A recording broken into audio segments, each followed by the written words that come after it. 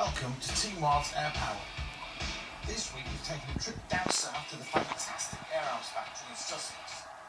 It's here that one of the most prestigious airgun manufacturers in the world hand build their air rifles to such high standards. Blocks of metal arrive, and finely tuned air rifles leave this factory destined for the hands of some of the world's best airgunners. So, we thought we would take a look at what goes into making an Air Arms rifle. I'm Alan George, I'm the General Manager of Air Arms. So we're here at our factory in Howsham, East Sussex, and I'll give you a tour of our manufacturing facilities. Okay, so in this office here we have designs done by the esteemed Mr. Alan Dennis. So that we use software called SolidWorks for doing all the design.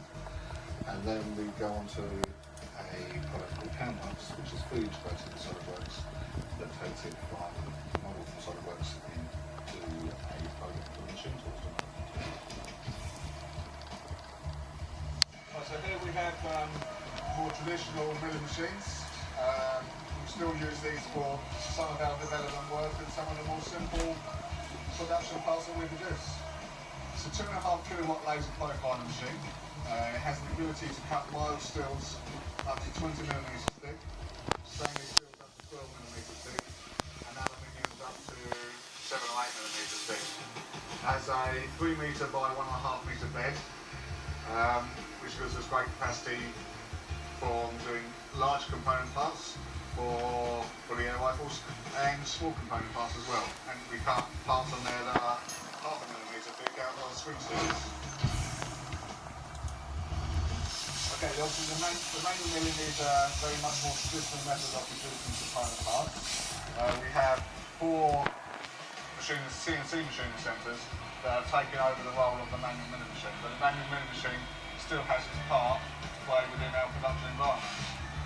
Okay, what we have here is an 11 pallet horizontal machining centre. It's a 20,000 RPM spindle, has 70 bar groove coolant pressure, and what our man here is doing is loading up the pallet ready for it to go into the machine, producing components for our 410 to 510. Traditionally we would make component parts on manual milling machines. Obviously the transfer in the abilities of complexity of parts that we do and the quantities of parts that we do, the investment is in CNC machinery.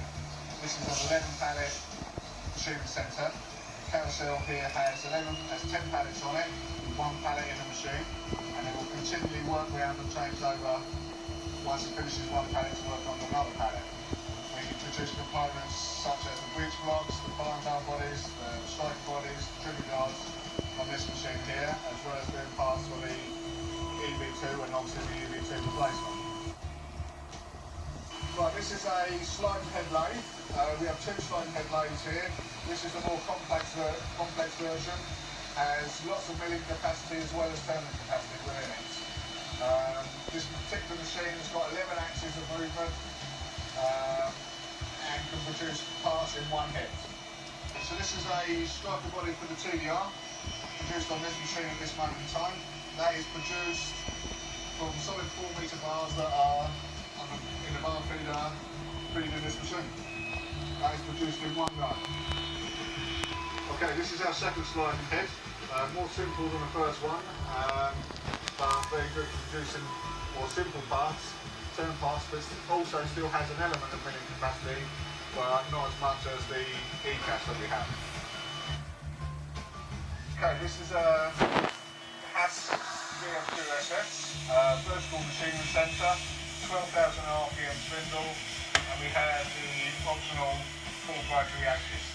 This is a full axis that we use for machine CX cylinders, as you can see on there at the moment.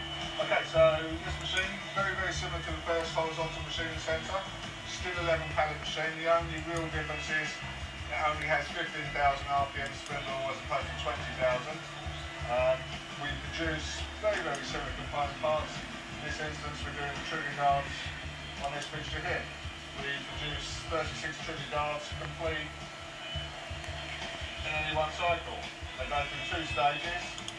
That machine, this pallet, is ready to go into the machine.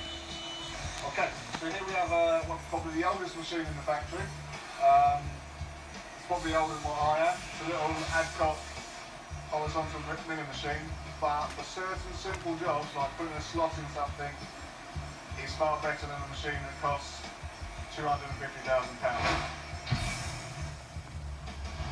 We have two saws here, a circular saw and a bandsaw. At the moment the bandsaw is sawing up blanks for the EV2 replacement bodies, which is the FTP 900.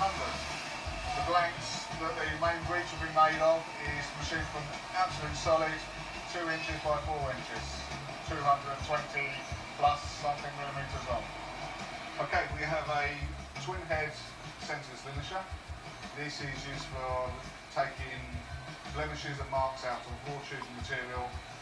Say for example the cylinders on a 400s, 410s, the TXs, and getting it to a standard is ready for mock polishing. It goes through 8 stages on the centres linisher to get it to the desired level that we're happy with to get the right mock polish. Okay, so this is a automated mock polishing machine. This takes it from the linear standard up to the high gloss ready for chemical blanking. The machine can take 6 components at a time.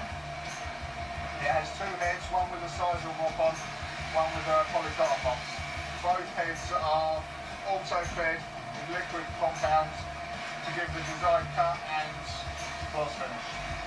Part of the process of a guy there who's operating the machine is, as they come off, he inspects them, looking for blemishes. 100% inspection, and as you can see on this one, are some tiny little blemishes that he circled. What we will now do with this will now be repolished to remove those blemishes. The level of attention to detail that we go to ensure that our parts are 100%.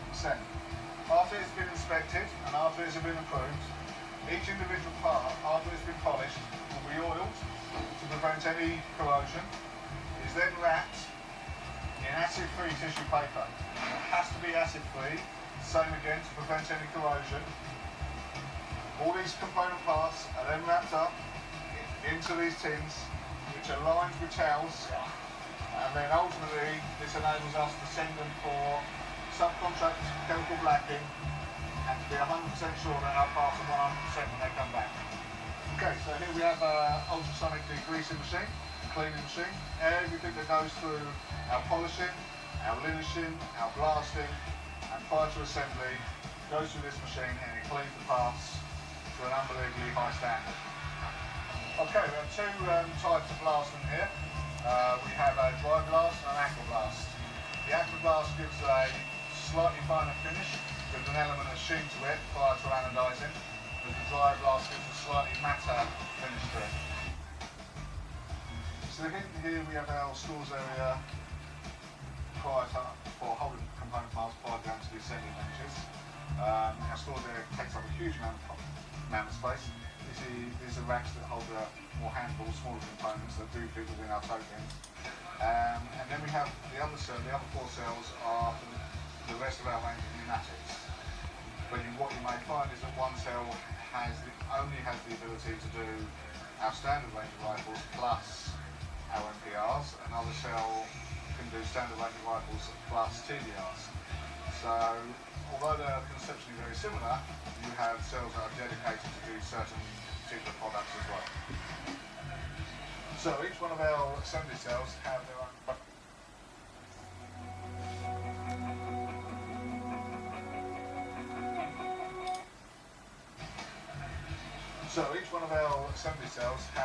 chronographs. So as they build the rifles, they will put them up on here on the rest, down the chronographs, and as we have, they come out on there, and then we also have the ability to save that for future reference.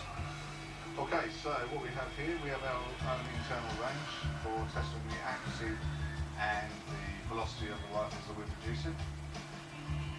We have a 25 metre range that goes from this area here over to across our mezzanine where the assembly area is. The rifles get loaded into the vise here. We have different vise jaws holding different actions, and we have different stock lengths for different actions as well. So we can put the rifles in there just as an action or to simulate in the stock, and we can test our accuracy. And there's a conventional paper target on a rail system that runs beneath the stores area where the wooden stocks are. Okay, so you've seen our manufacturing processes. Here's the final product, a 510 carbine FAC Superlight in the traditional ground stock. Pretty much everything that you can see here, we manufacture downstairs in our shop floor. Apart from the wooden stocks that we buy in from Manelli's, and our barrels that are underneath the shelf here, they're coming from well-renowned local water. Other than that, we pretty much make the lot here at Air Arms.